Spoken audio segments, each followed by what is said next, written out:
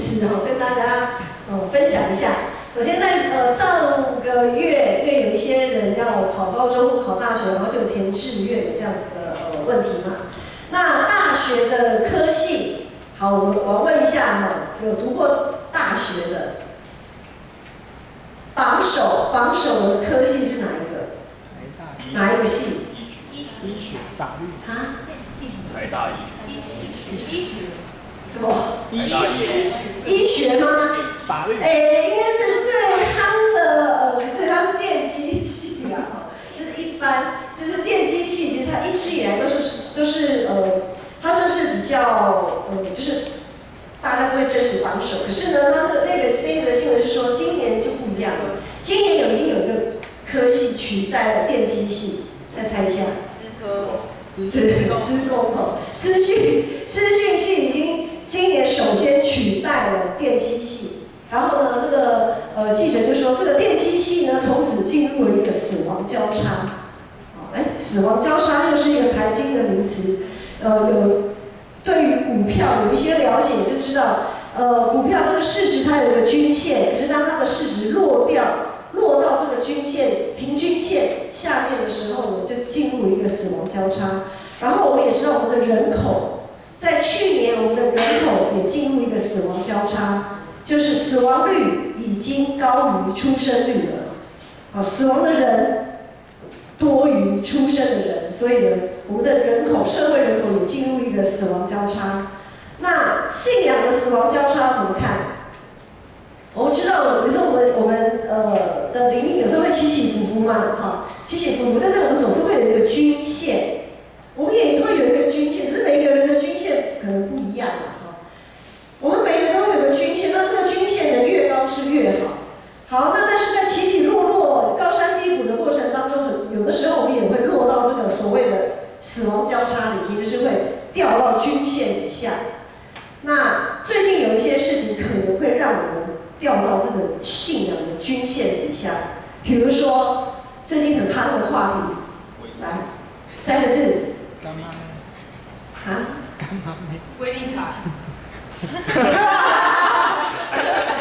夯的3个字啊，大家是好了，就是振兴券嘛，3个字。你们小看这个可能会让有些人的信仰会跌到死亡交叉大家会去比较嘛。哇，你在这家店，哇，这个折扣比较好，这个优惠更好。或者说就是之前都是会鼓励大家去绑什么信用卡就是那种，就是不是实体的。可是呢，加之就有人就去弄实体的，后来发现实体的比较好，因为实体的会有很多优惠，那各个店家的优惠又不一样，所以这会造成很多人因此焦虑然后在比较的过程当中呢，就觉得怎样，整个心整天就被那个搞得心情很不好这样。然后最近我也在那个篮球群组，我们建成篮球队有看到一个名词叫做包牌员工。有人知道包牌员工吗？知道的举手。哇，好，不错，好，请放下。这个包牌员工，因为还有些人不知道，意思说有某公司，它有一些员工合资，他们去买乐透之类的威力彩，好，然后呢，他们就得了几亿，15亿，哇，然后这些员工呢，就大家赶快辞职不干了。但是呢，在好像昨天吧，不是又瞄到一些消息，就是其中这几个人因为这个钱，然后就又开始在那边搞内斗，就是我应该这一张中的这一张是我买的我应该要拿的更多这样子。所以呢，不管是3倍券也好，或者是我们有说包牌这件事情，都很容易让我们的信仰进入到死亡交叉里面。我们其实上帝不只是透过今天的经文，我们请黄信帮我们放在经文的段落。今天的经文呢，就是其中有一个神人就是我们所谓的先知上帝常常会透过先知告诉旧约时代的人，有些事情你们要注意啦，不要再错下去了。那现在呢，上帝圣灵运行在我们的生命当中，上帝会透过许多的事件来提醒我们，有些事情你是不是落入了信仰上的死亡交叉？那我们这1、2个月在看撒母耳记，然后读到现在列王记，我们从撒母耳记会看到我们很熟悉的以色列第一个国王扫罗。好，我们也知道扫罗是大家在那边耍性子，硬要上帝设立的，好，上帝给你的第一个扫罗。第二个呢，可是因为扫罗他最后失败嘛，然后上帝就高我们也很熟悉的大卫。好，大卫呢把以色列这个国家推向了最高点，因为他就常常去战争啊，好，跟四围的列邦去战争，然后呢都占领，然后呢他就把国势整个稳固下来。然后稳固下来之后，就到了列王记。我们现在在读列王记上卷。列王记上呢，一开始就说大卫年老了，人总是会老嘛，你再厉害也是会老。好，然后他的儿子所罗门，我们也很熟悉的所罗门王坐上王位的时候，是以色列国势最强大的时候。可是当我们在看这1个礼拜的读经进度，就会发现，即便像所罗门，我们常说他是这么有智慧的王。他是这么依靠上帝的王，可是呢，当他正如日，就是日正，就是如日正当中的时候，他还是渐渐离开了上帝。他还是渐渐离开上帝。他按照自己的私欲去做。在第11章、12章列王记上11章那边有讲到，他紧紧跟随的已经不是上帝了。他紧紧跟随的是自己要满足自己的私欲，他没有将他的父亲大卫那好的信仰传承下来。什么是好的信仰？我们上一次也讲到，再好的信仰，我们人都是有限，都会软弱，我们会犯罪。好，大卫犯罪，他也犯罪了。但是呢，大卫他犯罪之后，他怎么样？他悔改了嘛，他又回到上帝的面前。所罗门没有将这份好的信仰传承下去，最终导致了以色列这种大一统的王国走向分裂，走向失败。在今天的经文段落前面，今天12章，在这个段落的前面呢，有记载，当所罗门他将王位再交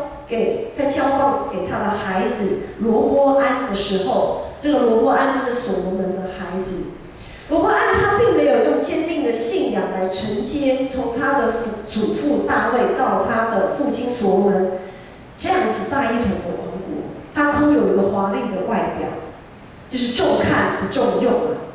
好，这个王国这么的大，这么的富裕，可是因为他没有相称的那个信仰来承接，他没有相称的那个生命来承接的时候，就好像我们刚刚讲那个包牌员工。你以为真的中大奖对你真的是好处吗？搞不好你就是落到死亡交叉了，你还不知道。那个贪欲、那个贪婪的欲望，马上整个被引发出来。所以罗波安他这个时候，他就是没有用坚定的信仰支撑他外在，他承接了这么富裕的王国。所以呢，后来在我们这几天的读经进度里面有讲到，罗波安有一些忠臣，他有一些事情他要做一个选择，然后有一些忠臣呢给他说，你应该怎样怎样怎样。可是另外呢，他又听信小人的谗言，说不用听那些人的啦，你应该这样这样。罗波安的心他比较倾向于那些人，所以呢，罗波安就不管这一些人，然后就听信谗言，因为那也是他自己比较喜欢想要的那个方向。因此，原本拥有12个支派所支持大一统的这个以色列王国呢，如今因着罗波安他错误的选择，导致这10个支派，另外有10个支派的人决定要脱离他。因为这个选择对这个10个支派来讲是一个悲剧，因为罗波安要让这个10个支派的人做更多的苦工，苦还要再更苦。他们罗波安完全不听他们的哀求，这样子。好，所以在12章的第20节有记载，除了犹大支派以外，没有一个顺从有大卫家的，就是除了犹大这个支派，没有要跟随罗波安的。罗波安的信仰跟他的王位进入这个死亡交叉，但是这个死亡交叉仍然换不回他的心。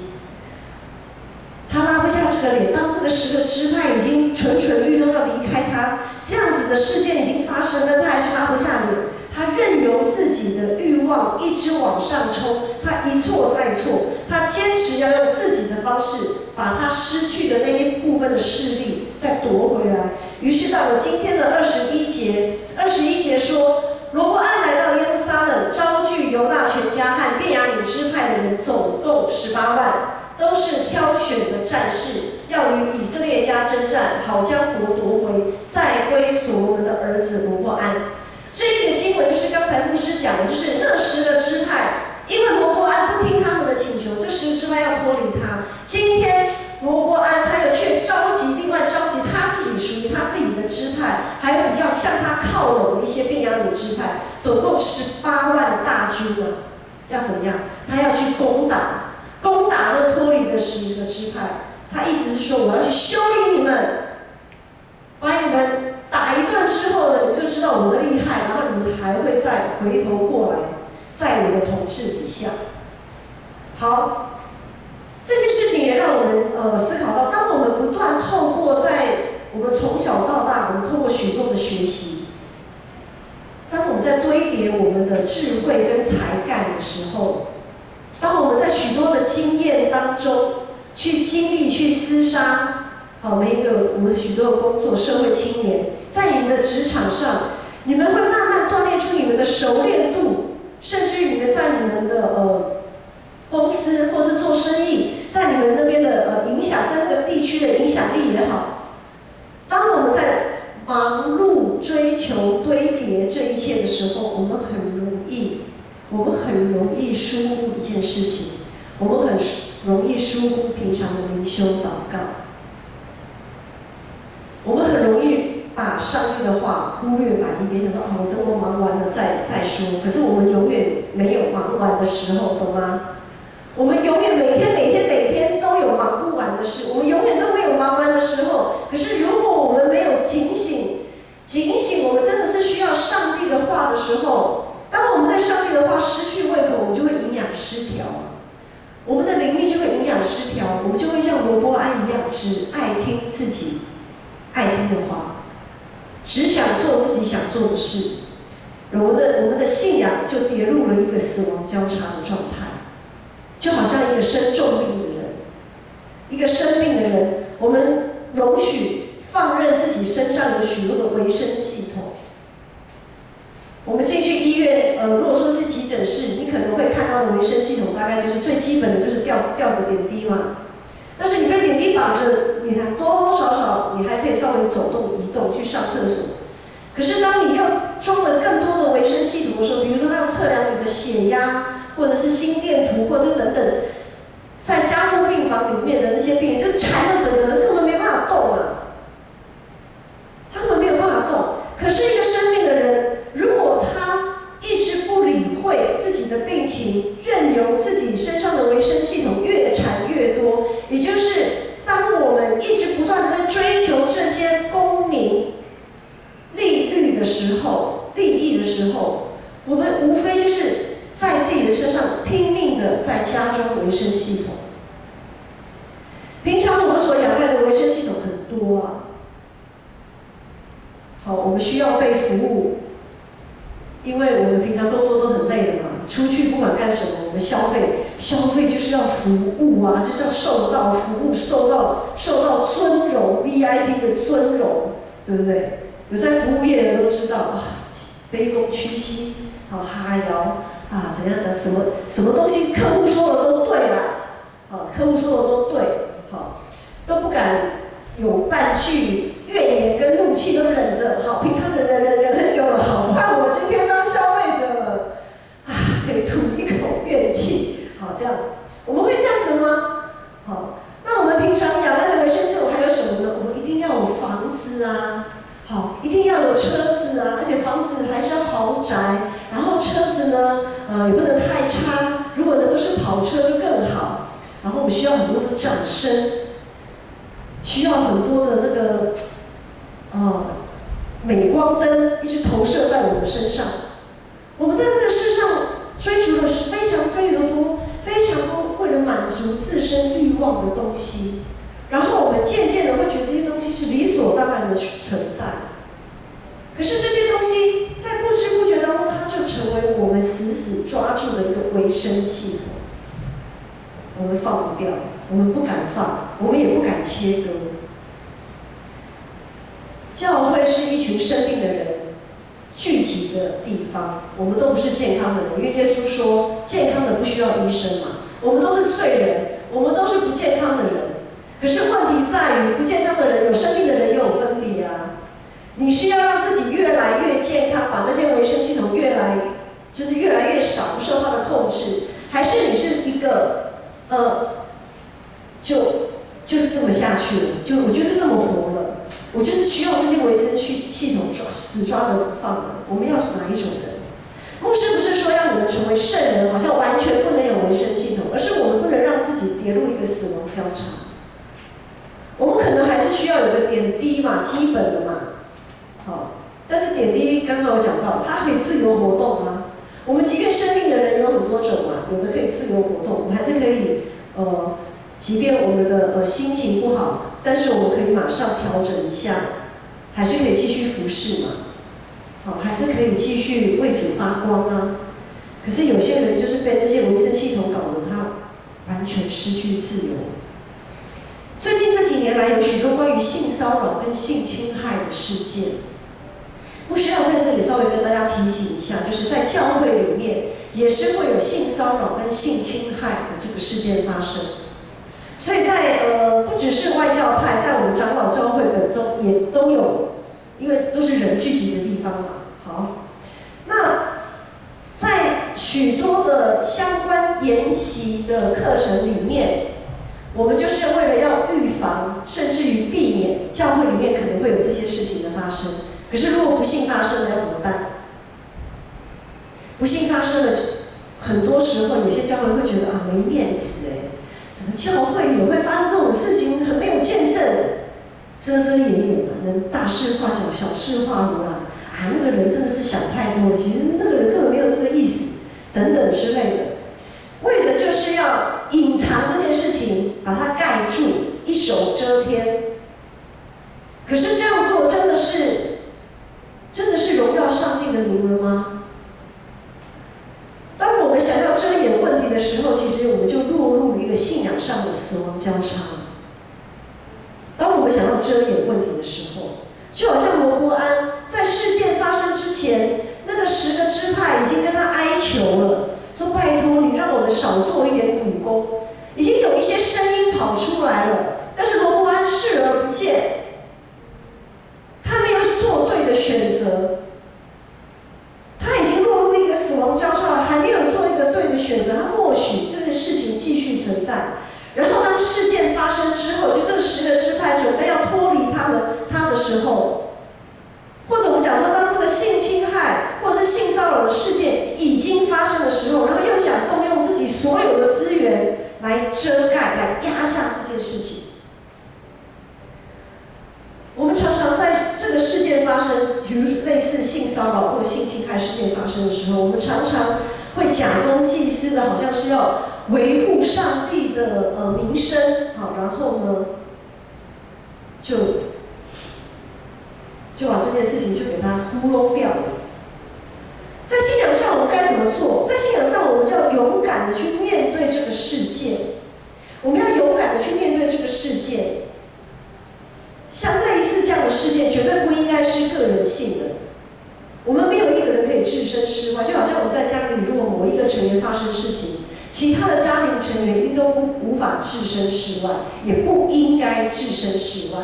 教会也是一样，当我们认真面对、去调查、去处理，还给当事人双方一个公道，或者是还给人一个清白的时候，才是行公义、好怜悯。才是我们身为一个有限的罪人，在上帝面前该有谦卑的这个态度。当我们这么做的时候，才真正可以荣耀上帝的名。所以，当一个事件发生，我们要察觉我们所有，我们所看重的到底是个人的名声，还是上帝的心意？当一个事件发生，我们要警觉、察觉到自己是根据世界的法则来处理，还是信仰的法则。当罗波安他承接这个王位，却面临这个王国即将一分为二的危机的时候，这个世界都是上帝给他的预告跟提醒。可惜的是，罗波安他跌入死亡交叉，不知道，他没有想要正视问题，对不对？刚才有讲到，他还想集结大军呢，他还想拉住那个维生系统，那10个支派。他紧抓着自己的自负与骄傲，他没有办法，他面子挂不住。如果就让他们这样子走了，他面子挂不住啊！所有的列国都在看，他自己的百姓也在看，怎么能受得了？就在他正准备集结大军，已经集结大军，也选了18万人要出征的时候，上帝再一次的出手。要为他设立停损点。好啊，你进入死亡交叉，你不知道，你还一直要往下掉，我就再一次的给你设立一个停损点，就是不要再继续执迷不悟，继续的损失下去了。上帝就借由神人，也是先知示玛雅，好，在今天的经文是22节这里，上帝的话临到神人示玛雅，要对罗波安说什么呢？要说，你们不可以上去与你们的弟兄以色列人征战，各归各家去吧，因为这事是出于我，这是我的意思，是我的意思。罗波安，你放下吧，可以了，就让他们去吧。那10个支派要去，就让他们去吧。这事是出于上帝，上帝清楚的告诉罗波安这件事情是出于上帝，让他打消念头。感谢主哎。感谢主哎，还好罗波安这一次，我们不管罗波安之前怎样，之后怎样，但是至少这一次他愿意听上帝的话。我们有的头都已经洗下去了，大军都拣选好了18万人，哎，在拣选18万的过程当中，也需要一段时日吧。好，你今天呼吁拣选了18万大军，正要出征，然后现在回头说啊，各回各家去吧，我们不打了。那不是我们讲一句话叫择校哎，好，那18万大军会想说啊，你这个罗波安这个国王到底是干嘛？耍着我们玩的吗？但是罗波安那个时候没有这么想，头虽然已经洗下去了，但是当上帝的话借由神人示玛雅给他的提醒的时候，罗波安在这个时候，至少他在这个时候，他打住了，他打消了那个念头。然后在24节后面就看到，众人就听从耶和华的话，照着耶和华的话，耶和华的命令就回去了。很多时候，上帝让一个事件发生，是上帝在我们身上要进行一项手术，也是上帝要为我们所设立的一个停损点，也是一个当我们进入死亡交叉的时候，上帝的提醒。一个事件的发生，通常是对我们个人来讲，可能不是那么舒服的事件发生，是为了要让我们冷静，用上帝的话语好好的去思考，厘清一下现况。就好像我们在性别公益部的讨论里面呢，就有讲到说，怎么样的时候，有些时候会有些举动啊，除了行动、言语，还有眼神。牧师为什么走过来的手搭在黄庆的肩膀上？在我们讨论许多案例的过程当中，有些事情我们真的觉得也未免太小题大做了吧？牧师这个动作，我的手搭在黄庆的肩膀上好一会儿了，他可以告我性骚扰。性骚扰就是当他觉得我的眼神、行为、言语等等，让他有觉得不舒服，特别是有性暗示的那方面的不舒服的时候，他就可以告你性骚扰，而这个是成立的。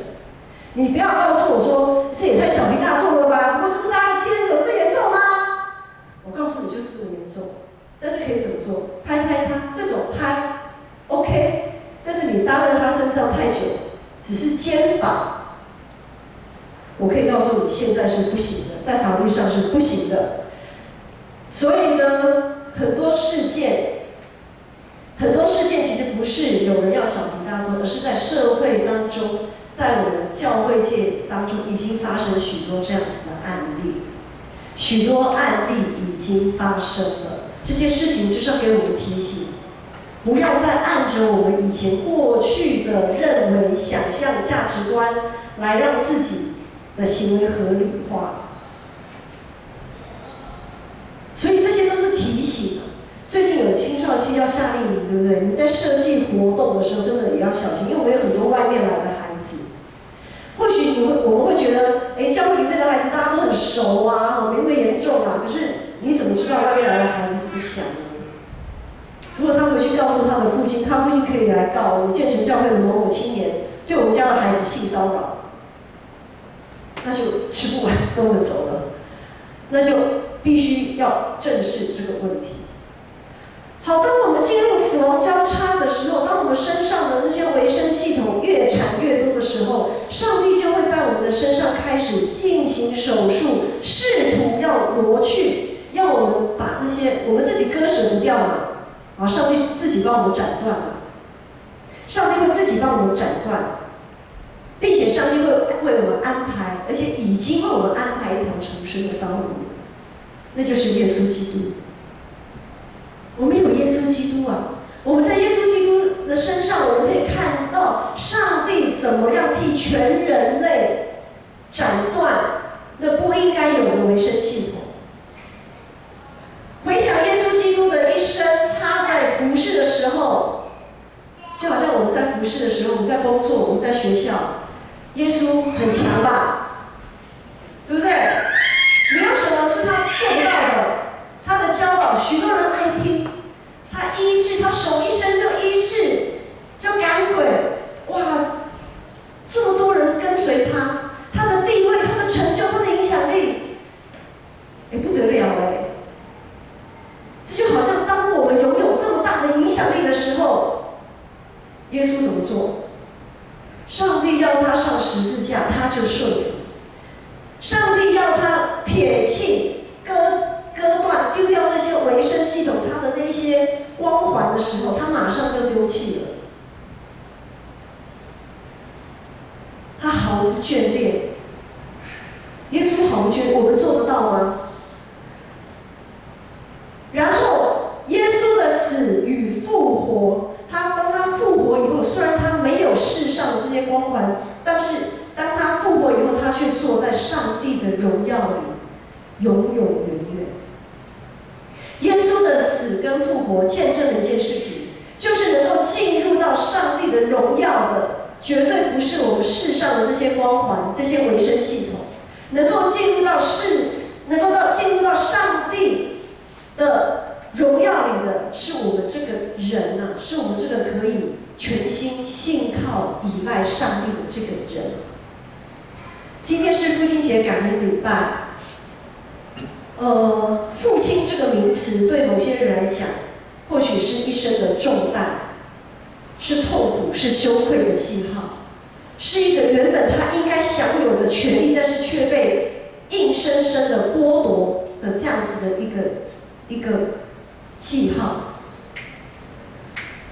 这样子的一个记号，在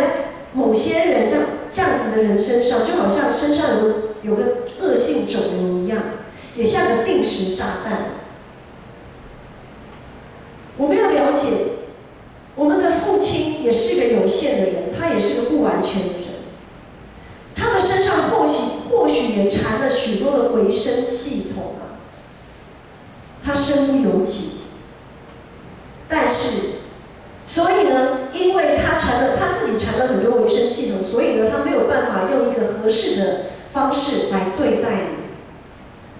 但是感谢主，我们有一位父亲是绝对没有这些维生系统的，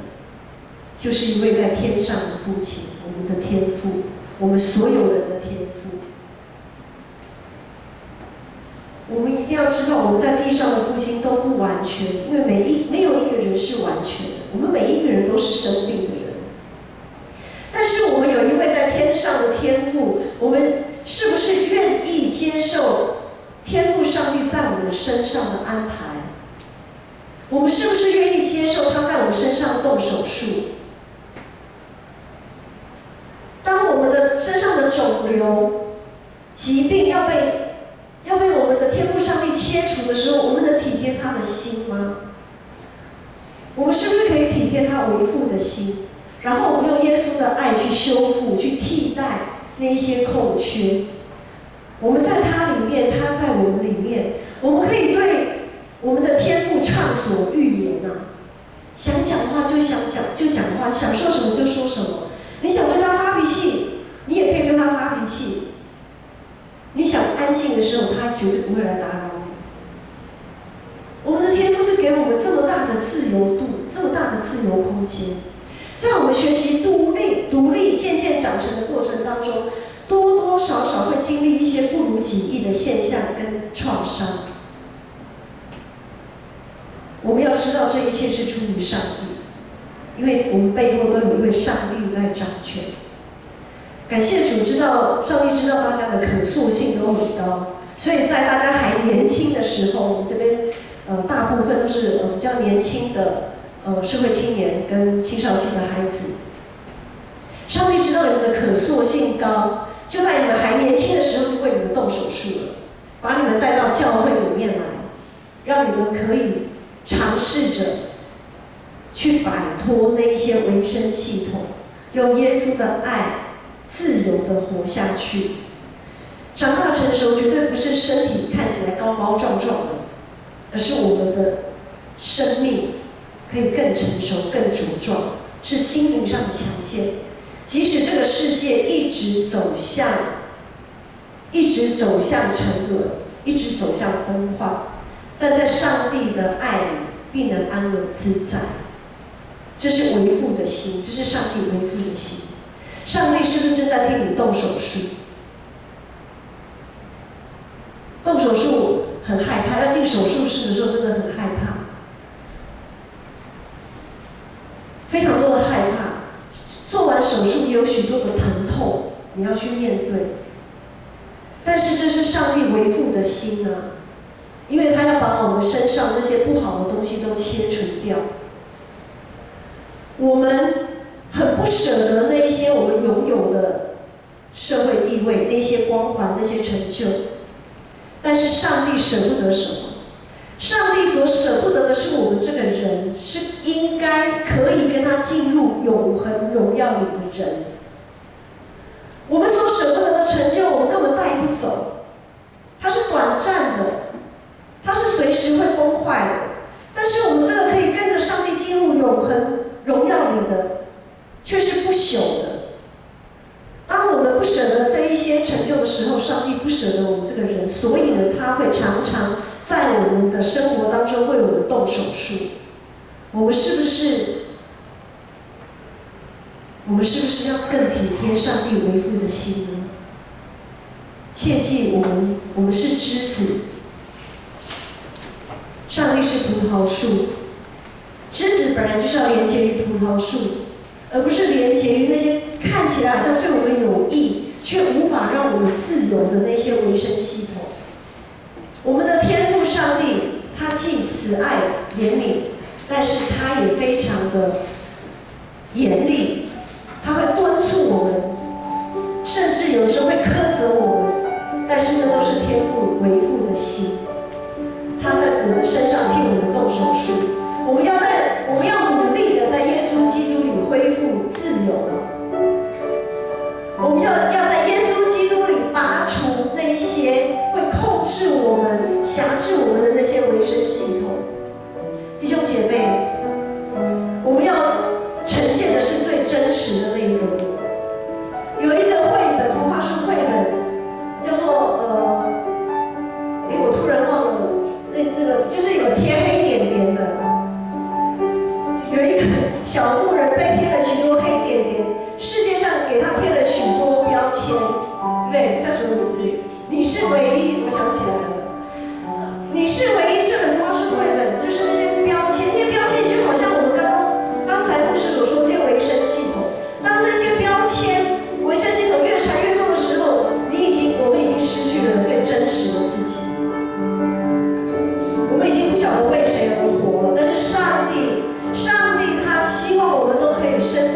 道，我们是为上帝而活的，我们也是更是为着我们这个自己最真实的自己而活的。我们要活出最真实的自己，那是上帝的心意。我们一起起立来唱这首诗歌。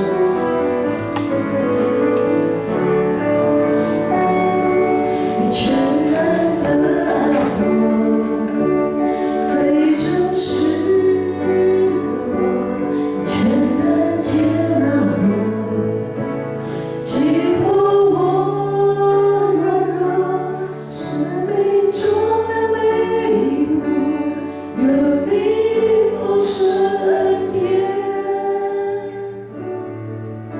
使我能靠近你。你全然的爱我，紧紧拥抱我，